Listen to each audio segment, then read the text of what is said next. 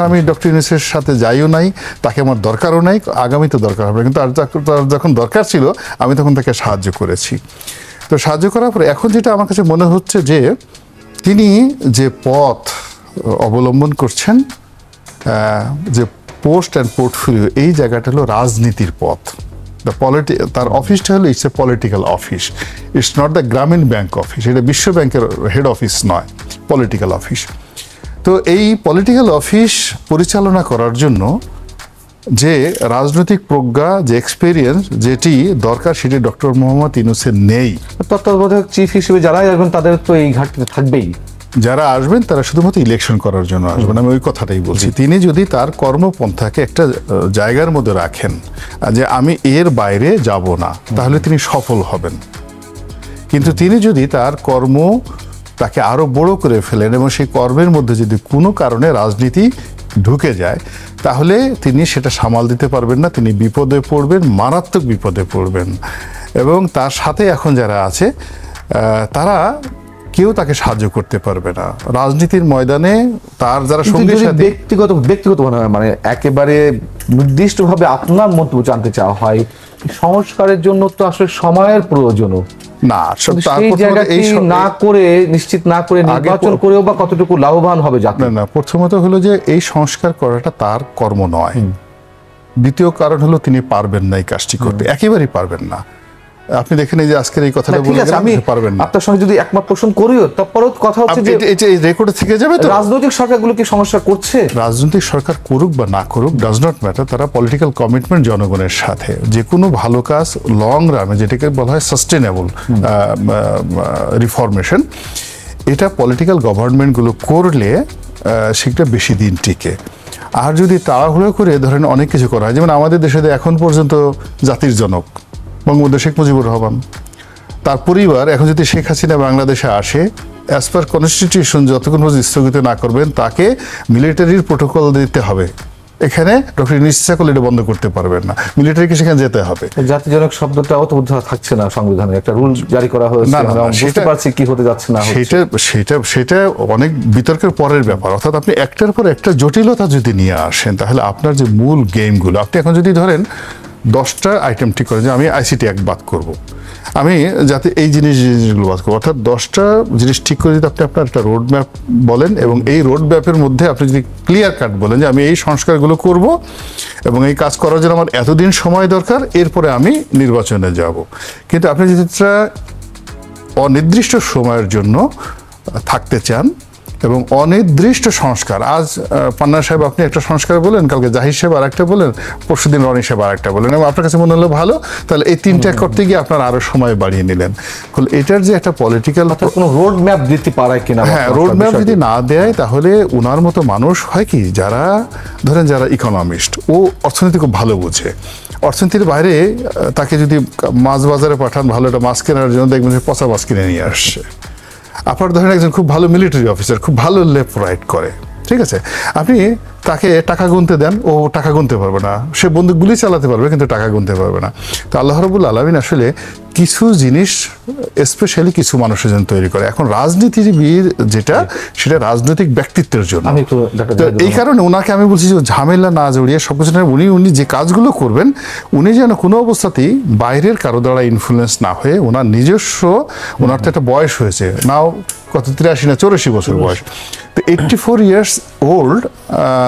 আমি তাকে যখন 2011 সনে দেখেছি, তার সাথে এখন তিনি অনেক বিধ্বস্ত হয়েছেন শারীরিকভাবে। আপনি দেখেন যে শেখ হাসিনা, এই বুড়া বয়সে সবাই মনে করছে আরো 100 বছর বাঁচবে, কিন্তু আলটিমেটলি তার স্ট্রেংথ ছিল না, টান দিলে ছিঁড়ে যায়। এটার প্রত্যেকটা জিনিসের কি আছে, বয়সটাও দেখতে হবে। দুজনেই রাজনীতিবিদ, যে অন্তত একটা পথনকশা তারা ঘোষণা করুক যে এই কাজগুলো করবে, এতদিন সময়ের প্রয়োজন। এর মধ্যে মনে করুন যে সংস্কারের কথা যদি আসে, বিচার বিভাগ, নির্বাচন কমিশন, গণমাধ্যম, আর্থিক খাত, আরো বিভিন্ন বিষয়, কোনগুলোকে এমফাসাইজ করা উচিত? আমি প্রথমে, যেহেতু আমি আইনের ছাত্র, আর এখানে জনাব জাহেদ সে খুব মেধাবী একজন মানুষ, যেহেতু ডাক্তার। আমাদের দেশে সাধারণত আমরা যারা ইউনিভার্সিটি পড়ি, আমাদের সে আপার লেভেলের যারা লোক, ওরাই ডাক্তারিতে যায় আর কি।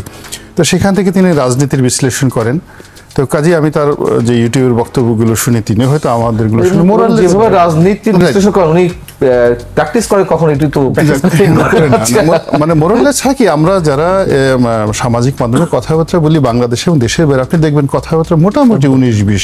ওনার সাথে কিন্তু আমার কখনোই টেলিফোনে কথা হয়নি, দেখা হয়নি, কিন্তু ওনার ভিডিও দেখলে আমার মনে হয় আমার কথাগুলি তিনি বলছেন, আবার আমারটার জন্য দেখেন আমার মনে হবে অ্যাজ ইট ইজ। এখানে একটা ব্যাপার হলো শুনেন, এখানে প্যাচ লাগানো হয়ে গেছে। এই যে সরকারটা চলছে সংবিধানের অধীনে, এটা দরকার নাই। মানে ফরহাদ মাজার সাহেব যেটা বলেছেন, অ্যাটফার্স্ট হলো যদি এই সংবিধানটাকে আপনি চালু রাখেন, চালু রাখার পরে এই এখন যারা আছেন তারা সবাই ভবিষ্যতে বিপদে পড়বেন। এটা একটা বৈপ্লবিক সরকার, গণ অভ্যুত্থানের পরে সংবিধান অনুযায়ী গণ অভ্যুত্থানের ডিলিটেড, এই প্রথম কাজটা করার জন্য ওনার 1 মিনিট সময় লাগবে। দেন তাকে সিদ্ধান্ত নিতে হবে তিনি কি প্রধান উপদেষ্টা থাকবেন না প্রেসিডেন্ট হবেন। এটা দিতে ওনার 2 মিনিট সময় লাগবে, জাস্ট 2 মিনিট, উনি বলবে আর হয়ে যাবে। আর বাকি যে সিদ্ধান্তগুলো উনি নিতে চান, যেমন বিচার বিভাগের জন্য একটা পৃথক সচিবালয় দরকার, তারপর শেষে একটা পুলিশ কমিশন দরকার, বা অন্যান্য যে বিষয়গুলো দরকার, এই বিষয়গুলো অ্যাজ এ রাষ্ট্রপতি হোক বা তিনি সরকার প্রধান রাষ্ট্রপ্রধান হিসেবে এখন যেটাই ডিগ্রি হিসেবে জারি করবেন, এটা ডিগ্রি বলা হয়, ডিগ্রি হিসেবে জারি করবেন, পরবর্তী রাজনৈতিক সরকার আসেন তারা যে সংবিধান নেবেন বা যা কিছু করবেন এই ডিগ্রিগুলো এখানে অন্তর্ভুক্ত হয়ে যাবে অটোমেটিক্যালি। কাজেই কোনো একটা সিদ্ধান্ত একসাথে বসে একদিনের মধ্যে 24 ঘন্টা লাগবে এই সিদ্ধান্ত নিতে, মানে 24 ঘন্টা 2 থেকে 3 ঘন্টা লাগবে সিদ্ধান্ত নিতে। এগুলো সব তো মুখস্থ, এগুলো তো আমাদের প্রাণের দাবি, 2 থেকে 3 ঘন্টা। আর এগুলো টাইপ করতে যতক্ষণ লাগে, ডিক্লেয়ার করতে যতক্ষণ লাগে, দেন উনি নির্দিষ্ট সময়ের মধ্যে কাজগুলো শুরু করবেন, আর বাকি কাজগুলো পরবর্তীতে যারা আছে তারা সুন্দরভাবে করবেন। ফলে এই জন্য উনি রোড ম্যাপ দিতে পারেন। এই গেল একটা। 2 নম্বর হলো যে কাজগুলো খুবই অসুন্দর হয়েছে, একেবারে খুবই অসুন্দর হয়েছে, এই শাস্তিগুলো দিতে হবে। এখন শাস্তিগুলো কিভাবে দিবেন? ধরুন আমাদের দেশে একটা মানবাধিকার কমিশন আছে, এখনো তো মানবাধিকার কমিশন আছে, আমার টাকায় আপনার টাকায় এই মানবাধিকার কমিশনের যারা লোকজন আছে তারা বেতন ভাতা খেয়েছে, এতগুলো লোক মারা গেল, একটা লোক কথা বললো না, তাহলে কমিশন রেখে লাভটা কি? আর যে লোকগুলো আমাদের টাকা খেয়েছে তাদেরকে যদি আপনি বিচার করেন, এই মানবাধিকার যিনি কমিশনার রয়েছেন, সব মানে যারা যারা আছেন, চেয়ারম্যান আছেন, যে তারা এই কাজগুলো করেনি, তথ্য কমিশনার আছে, এই যে সমস্ত আপনি যে আকবরের কথা বললেন, তারপরে আমি আকবরের সাথে সাথে আবিদিনের কথা বললাম। এখন আপনি একটা সিলেক্ট করে একটা তালিকা করে ফেললেন যে আমার এই রাষ্ট্রের জন্য টপ 100 কালপ্রিট আছে, যারা শেখ হাসিনার পেছনে তার মতো একটা রাজা। আমি নিজে বলি শুনেন, 2001 মানে 1981 থেকে 14 পর্যন্ত আমি শেখ হাসিনাকে কাছে দেখেছি। ওয়ান অফ দ্য মানে ফ্যান্টাস্টিক লেডি পলিটিক্যালি, তার অনেক বদনাম আছে কিন্তু তারপর ভালো। এই মানুষটিকে এই 2014 থেকে 2024 পর্যন্ত এই যে 100 লোক মিলে তাকে এরকম একটা রক্তপিপাসু যারা বানিয়ে ফেললো, এই 100 লোকের কে শাস্তি দেওয়ার জন্য একটা তালিকা করবেন, এবং সে তালিকা আপনার করা লাগবে না। আমরা যারা আন্দোলন করেছেন, এই যে ছাত্র জনতা যারা আছেন, তাদের মধ্যে আপনি একটা কমিটি করে দেন, দেখবেন যে আপনি আমি যে তালিকা করেছি ওনাকে একটা তালিকা দেন, সাংবাদিকদের 3টা তালিকা দেন, 300 লোকের, ওর মধ্যে মিলিয়ে আপনার একটা বৈঠকে মিলে 100 জন পর্যায়ে আচ্ছা করে আপনি একটা ট্রাইব্যুনাল করে দেন, একটা স্পেশাল ট্রাইব্যুনাল করে দেন, করে এদের বিচার করতে হাইয়েস্ট বলে দেন 3 মাসের মধ্যে এদের বিচার হবে, করে ফাঁসিতে লটকাই দেন সবগুলোকে, যে তার সঙ্গে একটা সমঝোতা করে দেওয়ার জন্য ডক্টর ইউনূস আমাকে রিকোয়েস্ট করেছেন যে তুমি এই কথাটা প্রধানমন্ত্রীকে বলো আমার সঙ্গে একটা বৈঠকের ব্যবস্থা করে দেয়, এবং আমি সেটা তার পক্ষে চেষ্টা করেছি। আমি বাংলাদেশ প্রতিদিনে ডক্টর ইউনূসকে নিয়ে, সালের কথা এটা 2011 সালের কথা, 11 সালের কথা। তখন কি এই ধরনের মামলা একের পর একটার উপরে? না, তখন কিছুই হয়নি, তখন কিছুই হয়নি। তখন এই তাকে নিয়ে প্রচারণা হলো। আওয়ামী লীগের 20 থেকে 25 জন সিনিয়র নেতৃবৃন্দ ছিল। প্রধানমন্ত্রী রুমের বসে বললাম যে আপা, ডক্টর মোহাম্মদ ইউনূসের সাথে সম্পর্কটা স্বাভাবিক করা যায় না? তো উনি সরাসরি বললেন যে ওই বেঈমানের বাচ্চার সাথে কোনো সমঝোতা নেই, এখানে জাস্ট এই কথাগুলো বললেন। বলার পর আমি আবার ডক্টর ইউনূসকে সেটা জানালাম যে এই ঘটনা, এবং এটা শুধু আমি আবার তারপরে পত্রিকায় লিখে দিলাম, মানে এটা একটা রেকর্ড যা যা ঘটেছে, যা যা ঘটেছে অ্যাজ ইট ইজ বাংলাদেশ প্রতিদিনই লিখে দিলাম। এরপরে ডক্টর ইউনূসকে নিয়ে আমি মোট 3টে লেখা লিখেছি। একবার লিখলাম যে এই কথাটা বলার আগে তাকে গ্লোরিফাই করার জন্য হু ইজ ডক্টর ইউনূস, এটা একটা লেখা লিখলাম বাংলাদেশ প্রতিদিনের সম্পাদকীয়তে। এরপরে এই ঘটনা লিখলাম। আবার পরবর্তীতে তার যখন খুবই ক্রুশিয়াল টাইম গেল, তখন নয়া দিগন্তে তাকে নিয়ে একটা লেখা লিখেছি। তখন উনি আমেরিকাতে ছিলেন। উনি আমেরিকা থেকে টেলিফোন করে আমাকে ধন্যবাদ জানালেন যে রনি, আমার যে সমস্যাটা বা আমার যে হু ইজ ডক্টর ইউনূস, তো তোমার লেখাতে যেভাবে তুমি ফুটিয়ে তুলেছ এটা আমিও পারতাম না, তুমি আমার চেয়ে ভালোভাবে সুন্দরভাবে এই জিনিসটা সুন্দরভাবে লিখিয়ে দিয়েছো। এই কথাটা বলার অর্থ যে ডক্টর ইউনূসকে আমি যে কথাটা বলছি এটা হলো হৃদয় থেকে।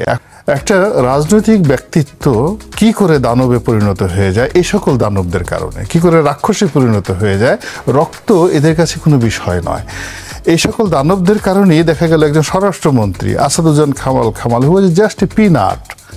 2009 সনে একটা থানা আওয়ামী লীগের একজন নেতা হিসেবে উনি যখন সংসদে গেলেন, উনি আমাদেরকে দেখলেই লজ্জা পেতেন, ভয় পেতেন। সেই মানুষটি এত দানব হয়ে গেল, তার চোখের সামনে পুলিশ দেখাচ্ছে যে এইভাবে গুলি করে মরে যাচ্ছে, এবং একটা মরে যাচ্ছে আর একজন আসছে, একটা মরে যাচ্ছে 10 জন সামনে চলে আসছে। এবং এই যে মানুষের মৃত্যুর সেই দৃশ্য দেখে এই আসাদুজ্জামান খান কামাল, তাকে আমি যে 2009 সনে দেখেছি, তার সঙ্গে যে ওটা দেখি, আমার কাছে মনে হচ্ছে সে রাক্ষস যেভাবে রক্ত খায় এবং আরও খাওয়ার জন্য তার ভিতরে একটা ভাব লেসেন, ওইরকম সে ঘুষ খাচ্ছে। এই যে দেখেন বস্তা ভরে ভরে কারণ বাজার থেকে টাকা নিয়েছে। আমি কিন্তু আগে কল্পনাও করতে পারিনি যে এই লোকটি ঘুষ খেতে পারে, বস্তা ভরে ভরে টাকা নিতে পারে।